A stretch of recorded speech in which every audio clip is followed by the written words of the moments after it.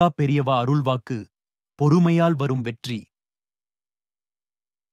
கிராமம் ஒன்றில் வசித்த ராமசாமி என்பவர் மிகவும் நேர்மையானவர்.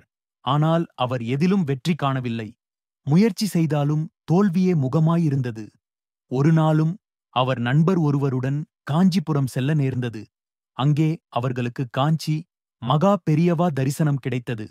ராமசாமி மிகவும் மனம் குழப்பமடைந்த நிலையில் பெரியவாளிடம் கையூட்டி நின்றார். பெரியவா, எதிலும் வெற்றியில்லை. என் முயற்சிக்கு பயனில்லை.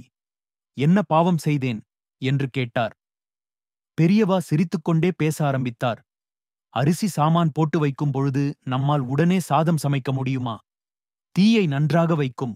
நீர் அளவு சரியாக பார்த்து பொறுமையுடன் காத்தால் தான் சமைக்கும். வாழ்க்கையும் அதுபோலதான்.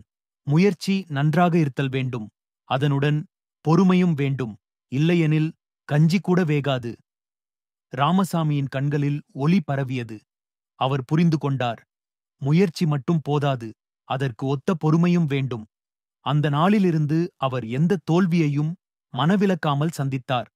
ஆண்டுகள் கடந்தபோது அவர் ஒரு சிறந்த விவசாயியாக உயர்ந்தார். மக்களுக்கு உதவிகரமாக இருந்தார். பெரியவா சொன்னது போல, பொறுமை கொண்ட முயற்சிக்கே வெற்றி உறுதி.